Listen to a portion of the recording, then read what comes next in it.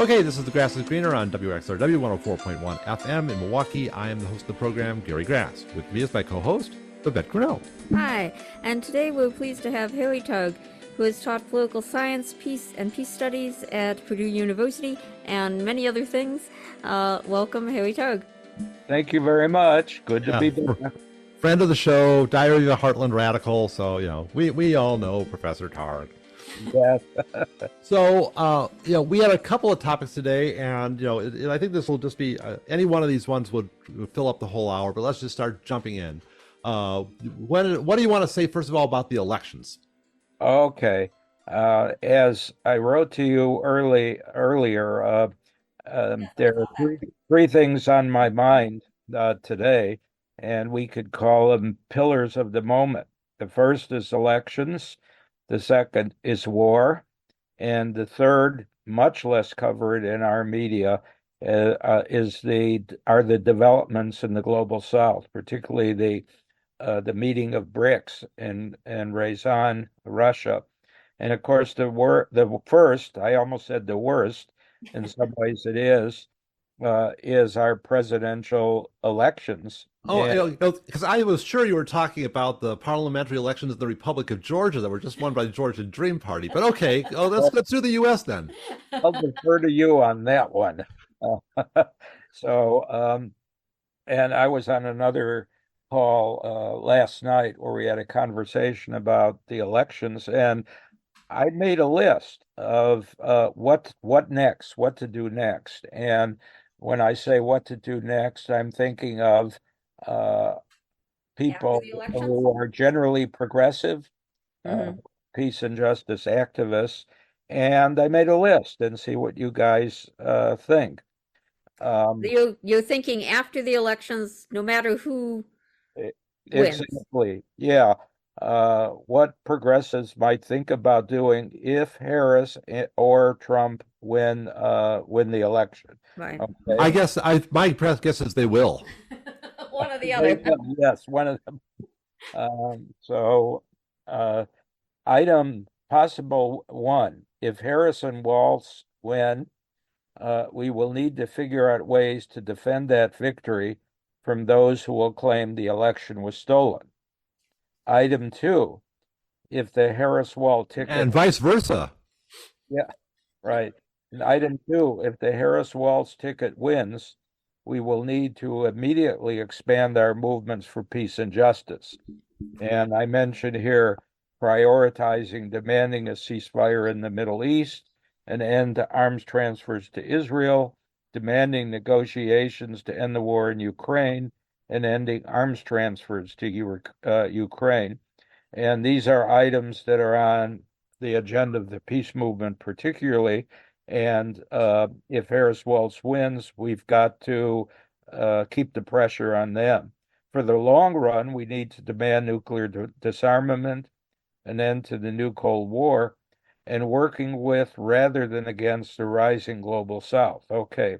Item three, if the Harris-Walz ticket wins, we need to demand immediate reestablishment legislatively and or judicially, Roe v. Wade, serious work on the environmental crisis, work towards health care for all, and legislation to institutionalize a living wage.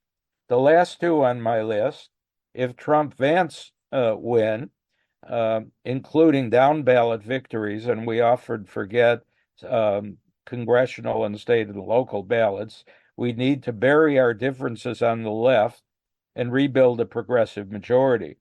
And I argue that there's a whole panoply of polling data that indicates on a whole variety of issues, including choice, healthcare for all, among them, that we have majorities in this country, and how to mobilize those majorities in opposition if Trump and Vance win. And finally, unfortunately, as I say, as a number one above, that is the first if Harris and Walz win, we need to build our organizations to defend democracy in our communities at the state and national levels. We need to defend democracy and progressive gains, however modest they have been. And so, in other words, in the face of a Trump Vance victory, we need to stay vigilant. We need to organize vigorously because they seem to be promising that they will carry out an agenda that is detrimental to democratic institutions and processes. And I would argue that both parties are proposing that, and that that's going to have to be something that needs to be done either way.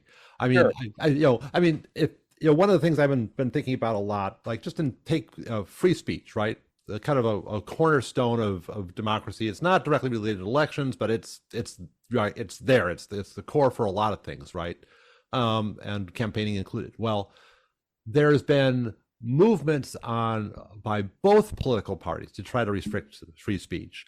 You've had there's a little thing going around which is very biased because it it includes quotes from Walt saying that the free speech doesn't protect disinformation and it doesn't protect this, and then as Harris talking about how free speech is an obstacle and these people are just allowed to reach millions of people with no controls and we have to fix that, and there's this very, very fascistic, like we've got to stomp down on free speech type of thing going on in both parties.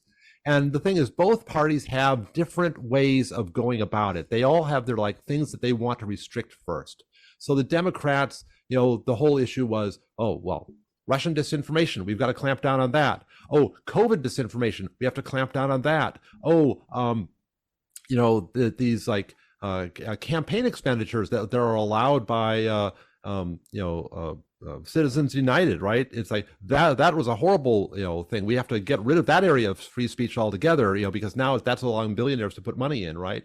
We have to do hate speech needs to go, right? And then on the Republican side, it's like we should take away everyone's pornography and we should take away this and take away that, and it's actually Chinese influence we need to get rid of. It's like everyone's got their things that they want to attack.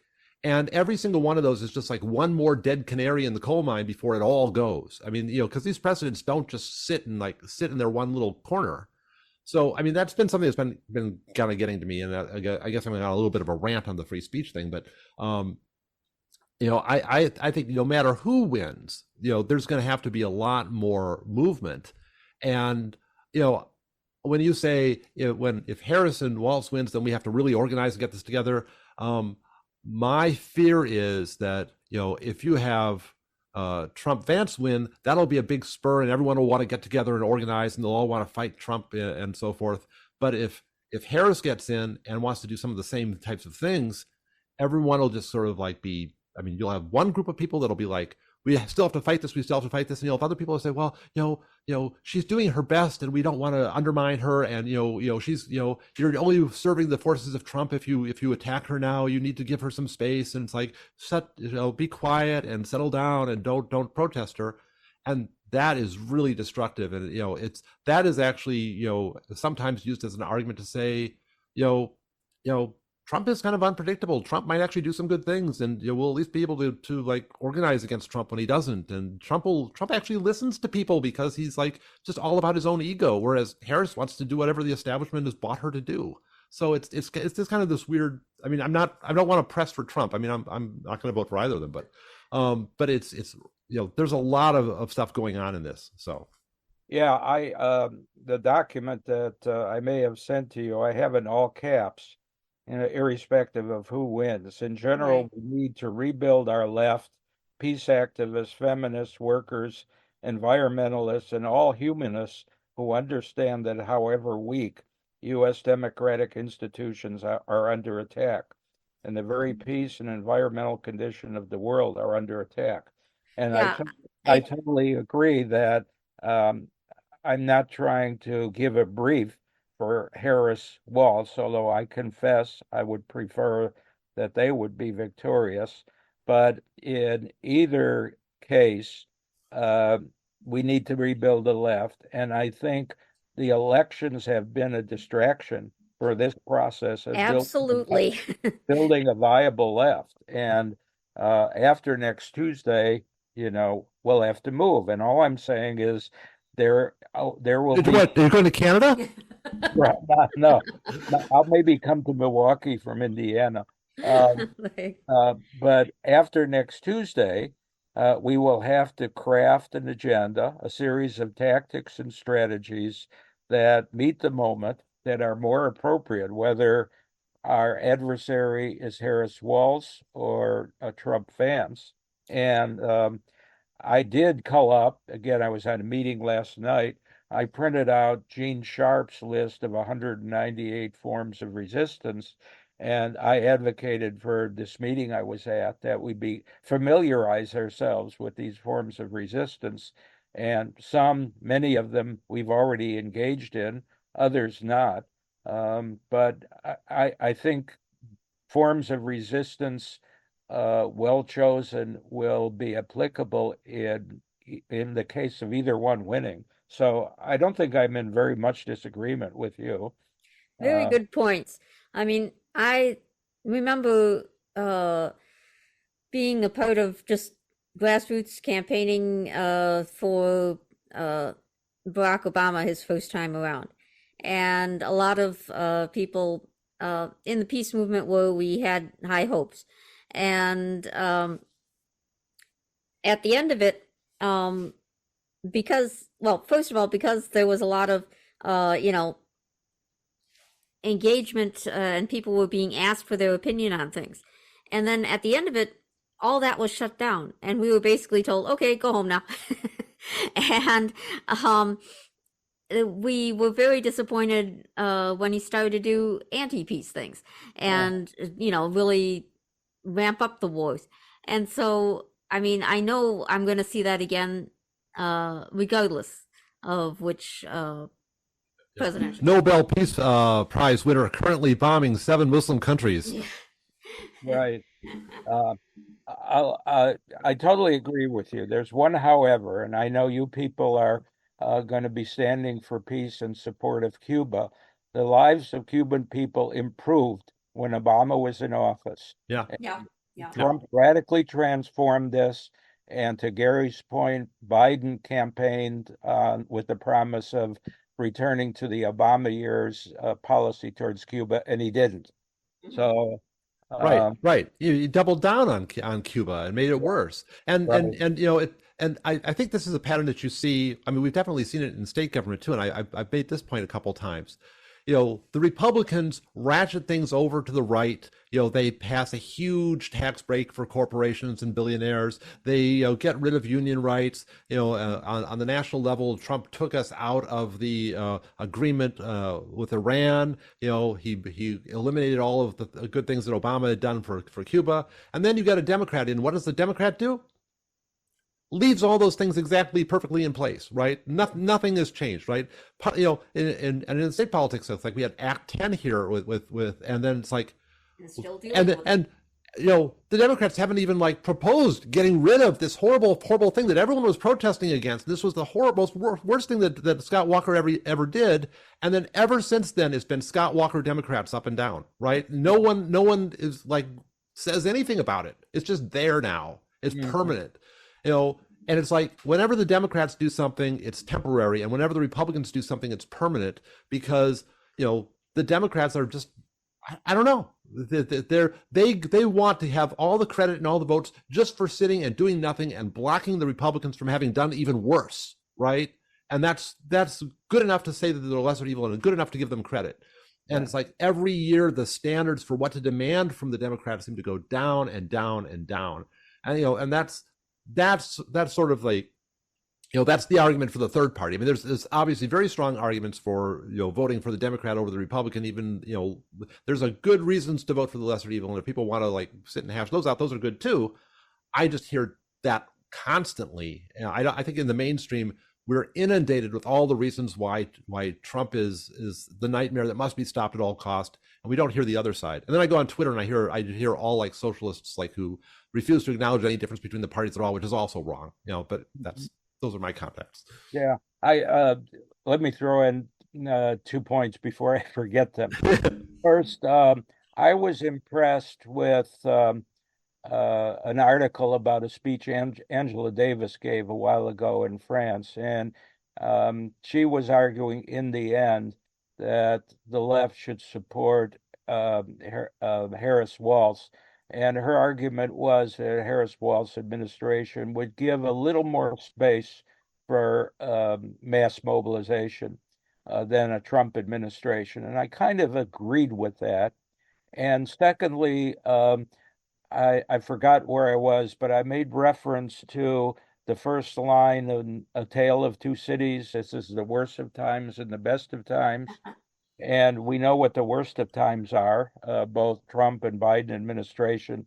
But this time, the best of times is that we have seen everywhere, and I know you folks in Milwaukee see it all the time, of mass mobilization of young people, of people of color, the outrage over Israel policy in Gaza.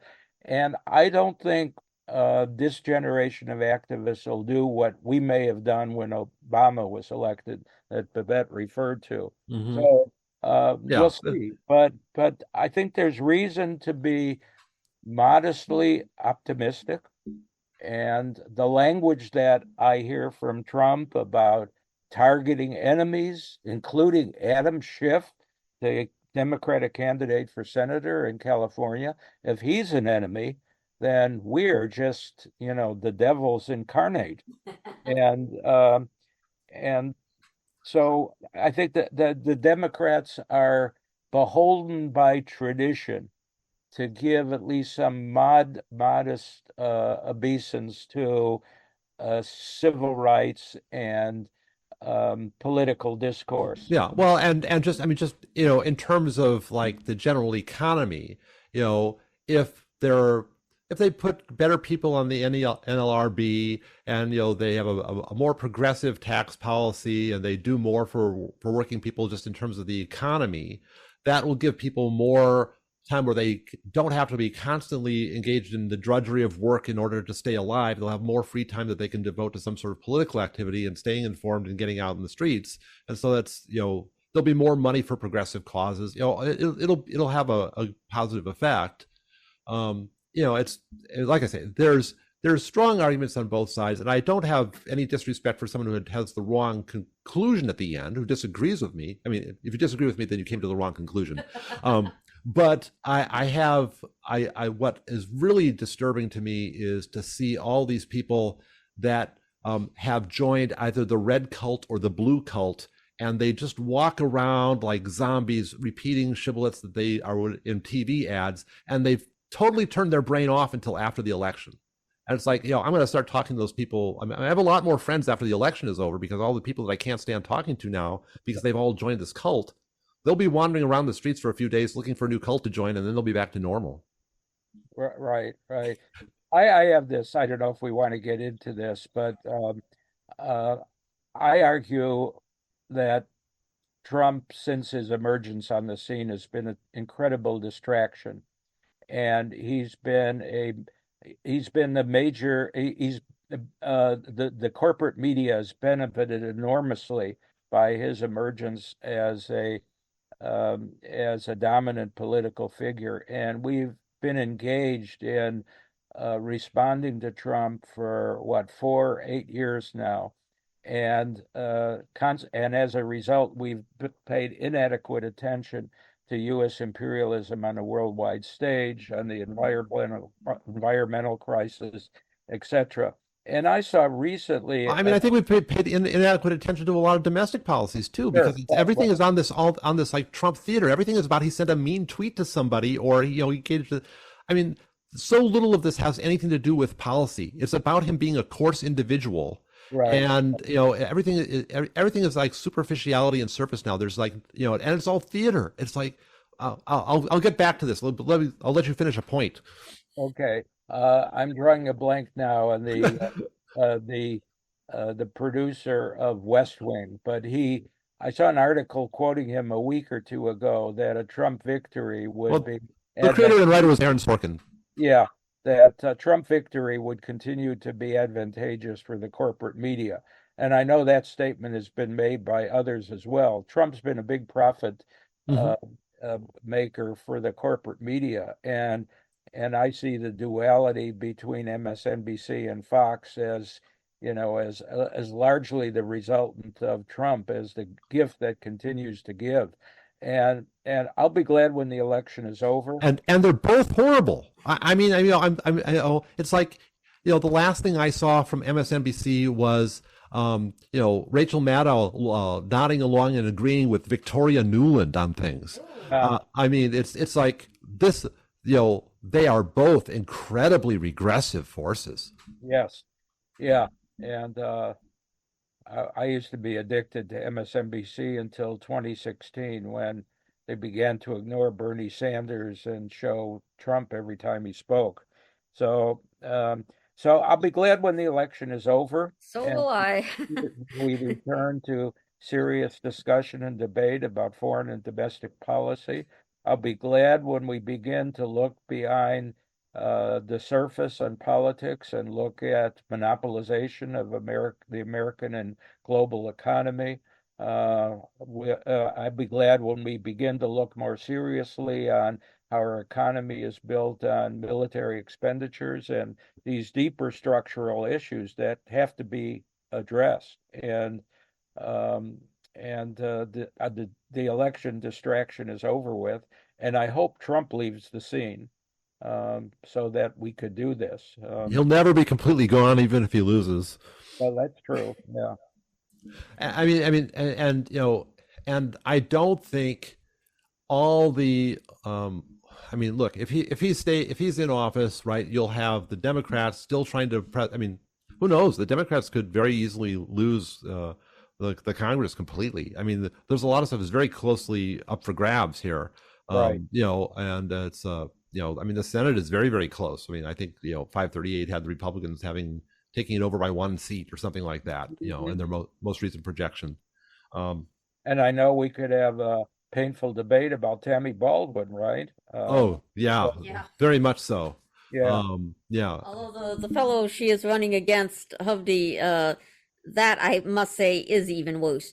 Even if she does not answer any of her constituents or agree to meet with them or hear them on any foreign policy questions, I would hate to see, just what Hovde would do. Mm. Yeah. So, but yeah, no, one little thing that's like a little thing that really irks me is, there's something going around now, and I keep seeing things to support the No Kings Act, right, which is something that's launched by Chuck Schumer, right, and it's one of these I see a lot of these kind of types of proposals in Congress that are like purely theatrical. Anyone who has half a sense of anything understands that this is a non-starter. It's completely unconstitutional. It basically says, oh, we don't like the Supreme Court decision that says Trump has immunity under the Constitution for presidential acts, right? So we're going to undo that. It's like, okay, well, how are you going to do that? You don't interpret the Constitution. You're not the Supreme Court. You can't just overturn the Constitution by an act of Congress, right? And there's another one. Harris is promoting, part of her plan is to have term limits for the Supreme Court, except that the Constitution says they serve for life. They serve on good behavior. So it's like that those things don't exist, right? It's like they're pledging to do things that are completely unconstitutional and trying to divert our energy and resources into pursuing these things that we know are dead on arrival. They're purely theatrical. They're just a big distraction. They're just a way of pretending to do something and making some sort of political stand for something without actually you're in Congress. Shouldn't you be passing legislation that'll change the laws and not just engaging in all this empty theater? If you want to engage in empty theater, have some hearings. It's this whole thing it's incredibly irksome to me. On Gaza, one of the things that's most irksome to me is the fact that the Biden administration has engaged in all this theatrical stuff where they, all these crocodile tears for the people in Gaza that they're murdering every day. And it's like they keep on sending the arms and they're like, we need to do more. I'm going to send them this little pittance of aid after we shut off the main aid agency there, right? But we'll give them this little tiny bit. It's crumbs. It's like it meets 2% of their total needs, right? But we'll give them this little crumbs. And we're trying to do something. We're trying to do something. Oh, we need to get more aid in. Let's spend a few months to build a floating pier. All this stuff is complete garbage. It's just done for theatrical effect to pretend like they care. And meanwhile, they keep on sending the bombs, right? They keep on vetoing the UN resolutions. They keep on saying, "Oh, Israel can do whatever it wants. We stand 100% behind Israel." And I mean, it's just disgusting how much of this stuff is all pure theatrics, and it's any to peek behind the curtain just reveals that it's all nonsense. It's all pretend, right? There's no truth in any of it. Mm-hmm, mm-hmm.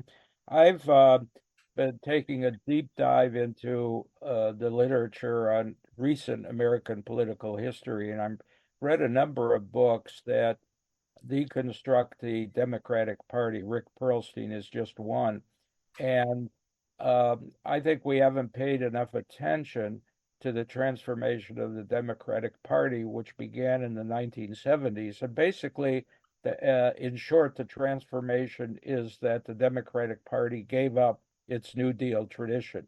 Right. And Well, I mean, there's a famous story about Strauss burning the list of small donors and saying, these people are not where we're going to get our money from now on. yeah, yeah, yeah. So I think we have to read to the extent that we're concerned about the Democratic Party. We have to look historically at its transformation from the very modestly liberal New Deal.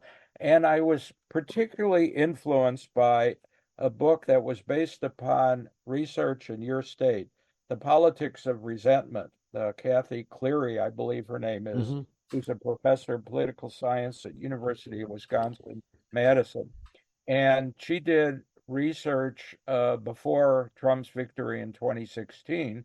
And she spent a year or so going to, I think she identified 30 counties in Wisconsin to visit.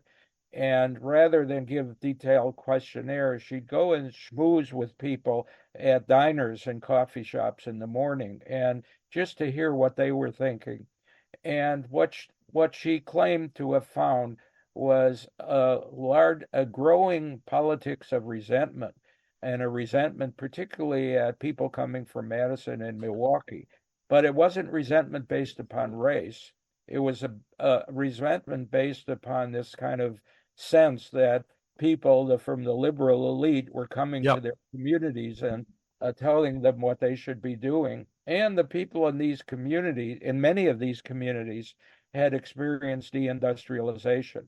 So their economic security was declining, their jobs were being lost, and and at the same time, the Democratic Party has shifted away even to the modest New Deal kinds of commitments that were basic to the party. And so for me, the idea of the politics of resentment has a lot to do with explaining the popularity of Donald Trump. And what it gets to is what you were talking about, Gary, a sense of people's awareness of the superficiality of what's being articulated by the Democrats. Another one just a couple days ago, the President Biden going to a Native community and apologizing after 140 years of mistreatment of Native people. And of course, people look at that and say, well, right before an election is when he's going to do this. And so the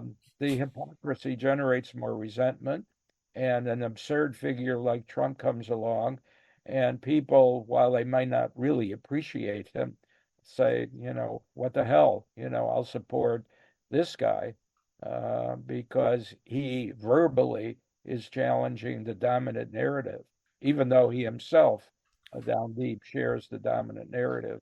Right. So, Yeah. No, I mean, I just saw an interview with Jake Tapper and J.D. Vance, and Vance just chewed up Tapper. I mean, Tapper may think he won that, but it's like everything he said just is going to sound so ridiculous to anyone who's paying attention, particularly on the Trump side. It's like, it's like every single exchange was a few points for, just, feeding into this whole thing. And it's like, and a lot of it concerned how Harris is like, running around talking about how she has the support of all these former Trump people, right? It's like John Bolton, right? It's like John Bolton, who Trump just was on. Trump was on Joe Rogan saying Bolton was such a nut job. It's like it's like I had to let him go. The guy is just totally bonkers. And it's like Harrison's like You endorse me. Will you endorse me? It's I'm looking for all the conservative Republicans to endorse me. It's like it's. I mean, I don't know. There's so much about this whole thing that has been so frustrating. Um, I had another point. Oh, I remember reading this article about the politics of spite. Must have been like 35 years ago, right?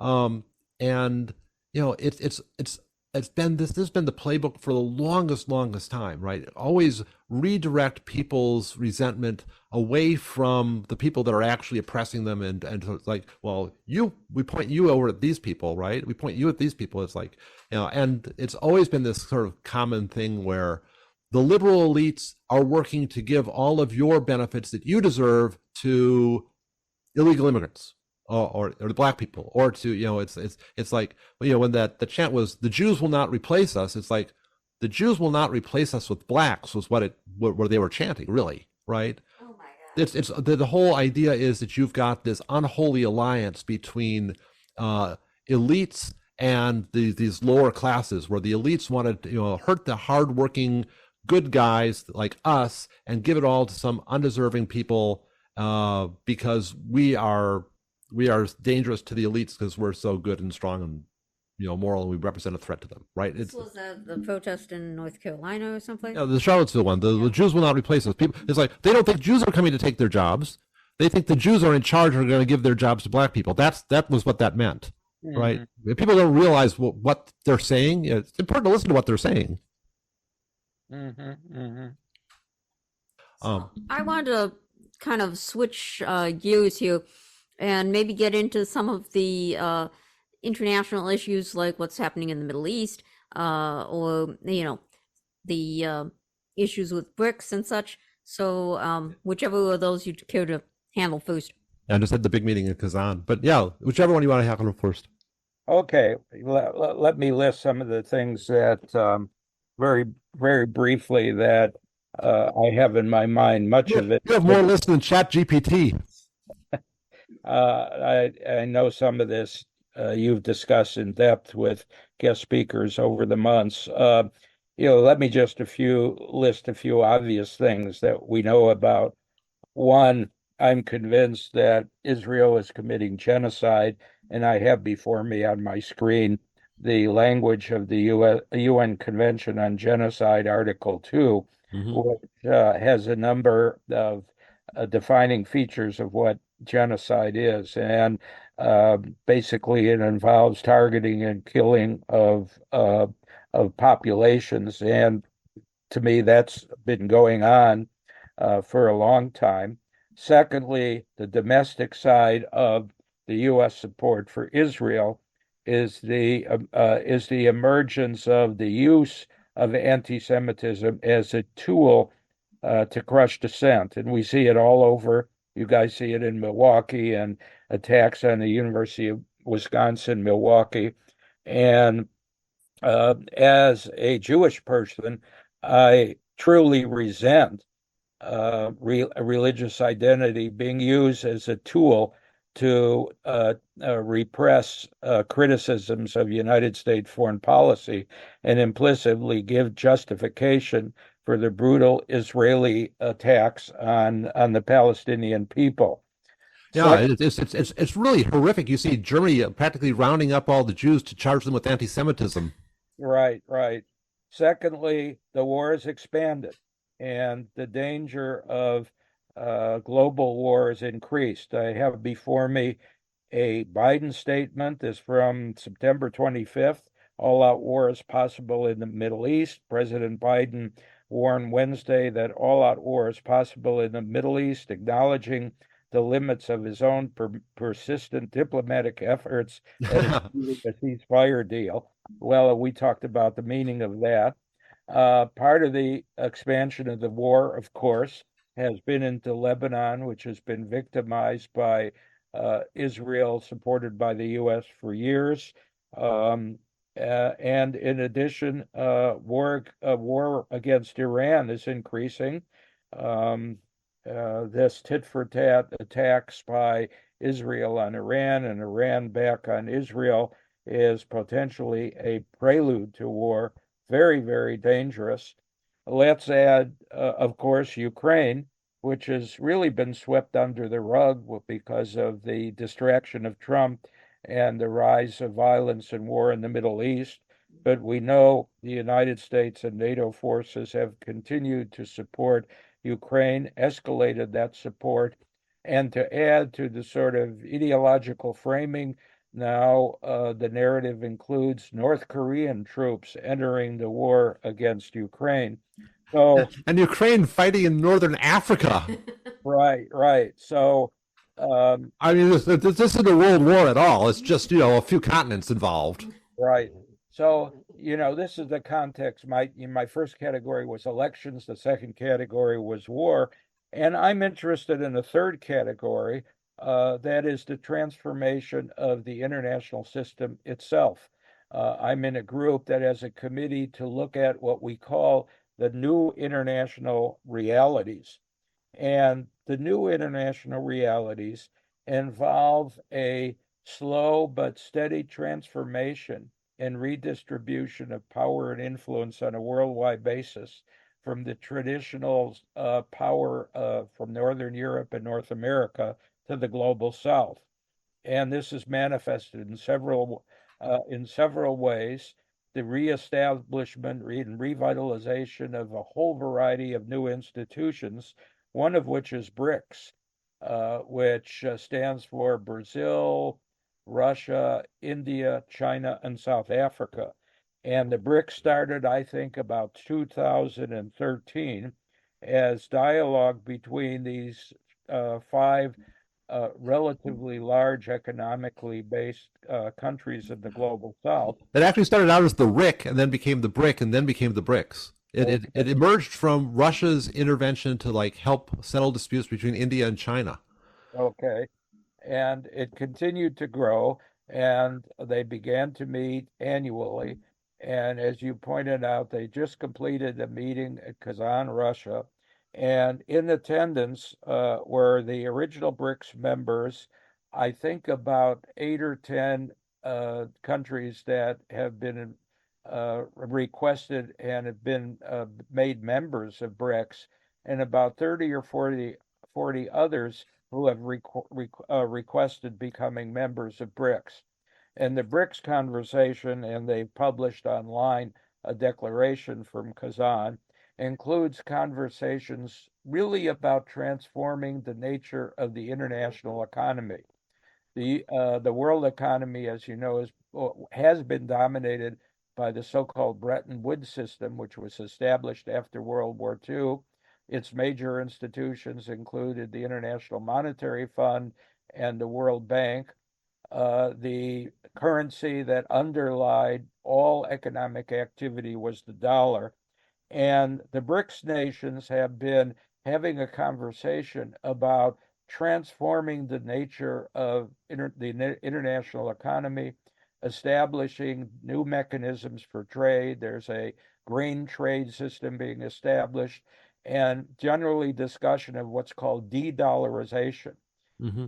And the argument goes that if the dollar loses its value as the currency that all countries are forced to use, then the relative power of the United States, U.S. global hegemony, will decline. In addition to the BRIC system, there's ferment and possibilities of demands from the UN General Assembly, made up of all the nations in the United Nations, to transform the relative power of that institution, do away with the veto system in the UN Security Council.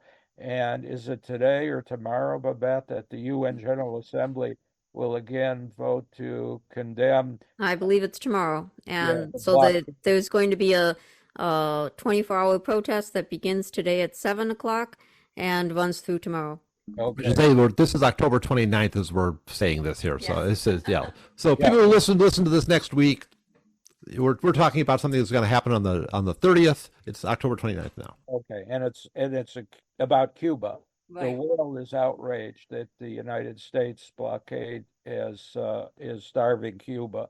Yeah, they're pretty much strangling them and like you say, pretty much starving them at this Yeah. point. I mean, it's probably the worst that they've had it so far. As Right. far as, even worse than A special period. right. Yeah. And in addition, there are a number of the plethora of international organizations. To some degree, the organizations in the Western Hemisphere have been weakened, were weakened after the death of Hugo Chavez, but they still exist. There's Latin American economic organizations, Caribbean organizations. We forget that The ALBA and the Mercosur and all these different. right. And we forget that for a long time, global social movements were meeting periodically. The social movement forum that met annually, and so there's ferment in the global South. To some degree, it's been stimulated by the Israeli war on Gaza, and to some degree, it's been stimulated by people's nation's reaction, not so much in support of the Russian invasion of Ukraine, but the mobilization of NATO forces to defeat the Russians. And so the And world also the sanctions. I uh, mean, the tendency of the U.S. to always put on sanctions and to demand that other nations abide by those sanctions, whether it is sanctions on Iraq or sanctions on Syria or sanctions on Russia, wherever it is, as long as it isn't sanctions on Israel, that the U.S. Forces, if you want to have trade with us, then you have to abide by these sanctions. And right. so they Some want to people, have some way around that type of thing. some people talk about the strategies of hybrid war, which involve everything from warfare to covert operations to economic sanctions. And most recently, NATO has talked about so-called cognitive war, that we in the free world are engaged in a worldwide ideological struggle with the forces of quote authoritarianism, i.e., the global South. So Which was linking, so laughable. yeah, linking that to our discussion the last half hour, after the election is over, we need to unite the peace and justice and socialist and feminist forces to demand that the next administration develop greater sympathy and work with the global South. If Well, you let me say, I think Anthony Blinken has a piece in Foreign Affairs right now in which he says, above all, we must assure the world that no matter who takes office, that our foreign policy will fundamentally not change.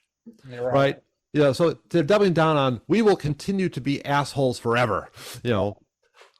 uh, And there's right, and there's a lot of question about I mean I'm seeing these debates on Twitter about is America ever gonna accommodate itself to the new world order, or are they just gonna just flail around and keep on struggling and just resisting reality? and, And the final point I'd want to make about this, that the BRICS language, the language that comes out of the Foreign Office in China, is about multilateralism, not even multipolarity. The leaders of BRICS, and particularly China, which has the second largest economy in the world today, it will be the first in a few years, well, it's have largest already in purchasing power. yeah. Um, the argument is that we're not setting ourselves up as a polar opponent to Europe and North America. We want to create a new world order that's multilateral, that encourages discourse between nations and peoples and discourages hybrid war and cognitive war between nations and people. So these are exciting times. I would argue that we're in a transitional period in the international system, much as the end of World War II and the creation of a bipolar world was a transition from what preceded it. And uh, I think our politics has to link the domestic and the international. And unfortunately, some of us have regarded the Trump threat and using the word fascism as the number one priority. Others of us have prioritized stopping U.S. imperialism and militarism. And obviously, they're inextricably connected. And our movements as we go ahead after November 5th should be sensitive to both of these. And, sectors of the progressive movement that have been split over which is more important have to learn how to talk to each other and come together in a way that we haven't for a while. I hope that that will be possible. I mean, I know after previous elections, and even now, people are blaming folks for voting for Ralph Nader, and they'll bring that stuff up, and it's like, but don't we need to work together on some of these things? And it's difficult. Yes, it is. And, frankly, spending part of my year in Milwaukee and part back in Indiana, and being in a couple of political groups, I've seen the divisions, and I think we have to overcome them.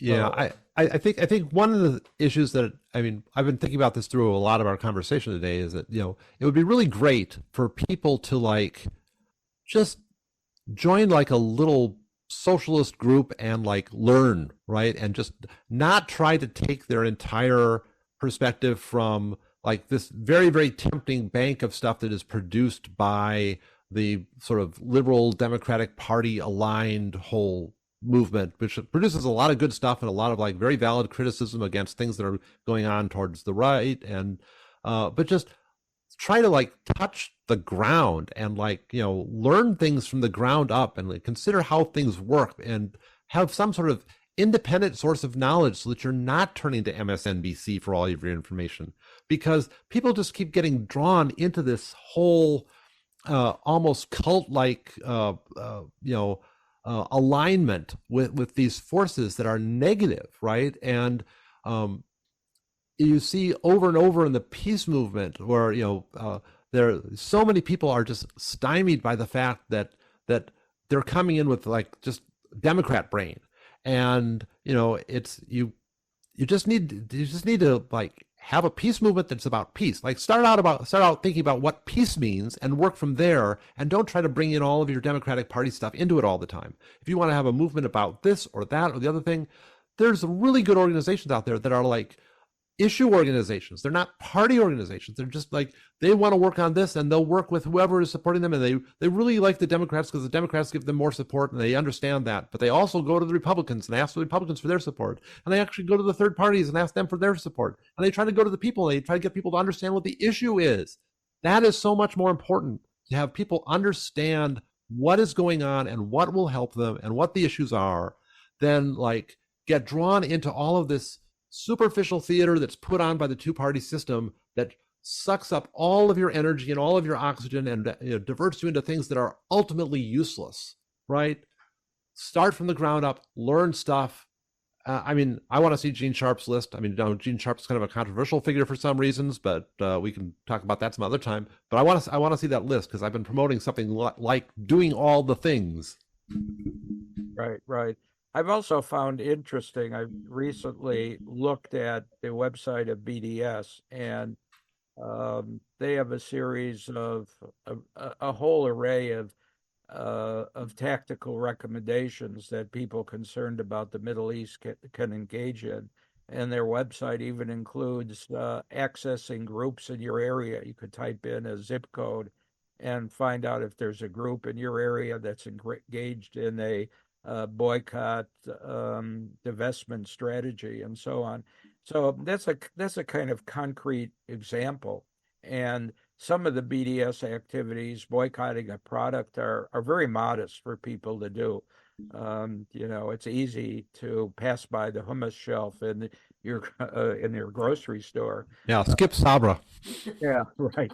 Yeah, there's a little app. There's like an app with no thanks that you can get for your phone, and you can like scan barcodes on items in the supermarket and tell whether they're on a boycott list or not. right. And so that gets people involved. Obviously, we have to do a lot more, but people can feel somewhat engaged and part of a larger community by us offering up tactics that they could easily engage in, and maybe this will stimulate their greater interest and involvement in the future. The other That, thing, that's a good point. I mean, and even just getting involved on small things taking a few hours out to do something. I know that tomorrow at 2 at Zao Church, there's going to be sign building. And for protests this Saturday at King and North Avenue about ending military aid to Israel. Mm-hmm. Okay. Your tomorrow would be October 30th, and Saturday would be November 2nd. Yes. Right. She's only been trying to remember that rule to say the actual date for like 8 years now. So, right. And the good news, I hate to say it being an older person, but some of the good news is that young people who are hitting the streets don't have all of the baggage that you described, that many of us older people do. And, I would like for them to read what I write as an exception to this. But, we have newer generations of activists, and these are people who realize that if there's nothing done about the environment, they will suffer dramatically. And so they're hitting the streets, they're becoming active. I just observed a little bit when we were in Milwaukee, the encampment at the University of Wisconsin-Milwaukee, and the press conference when the encampment shut down, and I was very impressed by the young people and the wisdom in their actions, and and their actions were very modest, and so I And think they have continued. I mean, okay. they aren't encamped anymore, but they have continued with regular protests. Okay. One just happened last week, and they keep doing it. Mm-hmm. So there's reason for some optimism, that the best of times, as well as the worst of times. yeah, and I've pointed this out too. It's like because you've had this tremendous growth in the third world, you've had a tremendous drop in poverty, right? I mean, centered on China. China's responsible for almost all of this, right? You've had this tremendous growth in like green technology. You've had all these. If you look at the world, you see this. I mean, I made a list, and I don't have it in front of me. I wish I could go through it, but it's like you've got the entire breakdown of the international order. You've got blatant live stream genocide. You've got these horrible, horrible, horrible things that make you just cry for the world. And then you've got this entire rise of the global south. You've got this tremendous, elimination of poverty. You've got, vaccines for cancer. Like Biden ran on curing cancer. He didn't cure cancer, but they've got vaccines in Cuba and they've got them in China. They've got them all over the place. They're coming up with all these great health technologies and green technologies. And, China has just risen so much, and Africa is all coming up, and you have all these emerging economies that are just doing all these things, and they're working together, and they're wresting their way out of this U.S. imperial system. And it is just amazing to behold. So much positivity going on right in the midst of all this utter horror. Yes, I think you're right. We had the pleasure a couple of years when we visited Milwaukee to hear two wonderful young women who studied medicine at ELAM, the Latin American School for Medicine in Havana. And I learned some details about Cuba's healthcare system, which are just extraordinary. A doctor, a health professional in every block or two, and the health professionals know the people in the community, and the difference between that system and what we have is just extraordinary. And if we could get the word out about all these different examples of people working together creatively, and the inventions, if you will, and institution building in the global south, we could be very sympathetic with them and work with them. And global solidarity, I think, should be part of our project as we move ahead beyond the November election. I mean, there's so much we can learn from those people too. I mean, there's just so much talent, and so I mean, a lot of these people in these countries have a lot of experience of organizing and protesting and getting things done. That I mean, there's just a lot of knowledge. Some of these countries that seem like they're doing the worst actually have really great social movements that we can learn from. Mm-hmm. Mm-hmm. I wanted to mention that Cuba, even though they are struggling themselves, they did just put out kind of like a saying that they'd be glad to accept many more students from Palestine if they can get there to study for doctors, because once this Israel's killing all the doctors. yeah, because once this ends, if it ends where Israel is bombing the hell out of all the hospitals and everything, they certainly will need more doctors. Because, as he said, they're being killed, they're being taken off to prison, and they need to be replaced. Yeah, all these countries in the global south, they seem to be like, I mean, China is becoming like this great world diplomatic force. They're supplying the world with electric cars and solar cells and wind energy and all these other great things. Cuba is supplying doctors all over the world. All these countries are like masters of like building things and creating things and generating efficiencies and raising people up. And the U.S. is just, 70% of the munitions, dropped in Israel are U.S., right? It's the entire, it's the U.S. Israeli genocide. It's not Israeli, it's U.S. Israeli. It's like, and all the, creating havoc all over the world and destabilizing this place and destabilizing that place and bombing this place and bombing that place. We are the masters of dragging everything down. And, we go to China and say, we need to find some way to contain China and limit its technology. And, we can ask China politely to please stop being so good and stop being so good at technology. And it's like, I mean, seriously, we're just very blatantly trying to like lessen the world, and the other countries are trying to raise up the world. And it's just, the contrast is so clear. And, within the belly of the beast here, it's hard for a lot of people to see, but there's an entire world out there that like can see all this very blatantly. They can see who's creating and building things and see who's tearing stuff down. Right. And they know there's a force for good in the world. And it's like, you don't have to agree with everything that happens in the global south. I mean, there's some horrible stuff that happens in Iran and Saudi Arabia that, we need to, fight back against. But overall, the global south is building stuff and we're destroying stuff. Mm-hmm. Yeah, that was a nice statement, Gary. I agree with you. Well, hopefully, once the election is over, we can get back to looking at some of these things and really focusing on some of these issues, and particularly on the genocide in Gaza, but many other issues that will need our attention. All right. Well, I think we're probably not out of time, so I want to thank you, Professor Harry Targ, for being on our show. Okay, thanks, guys. Take it easy. Right. If you have any last things you want to get out, please say them now. Oh no, I speculate on these things in my my blog, Diary of a Heartland Radical. So, which is good reading. Yeah, I recommend people look at that. Blatant advertisement, but yeah. Well, let's continue the discussion, and after the election is over, be a good time to renew our thinking about fundamental change. Sounds good. And when we have you back, we'll let you talk a little more. Okay. All right. Bye. Harry Targ.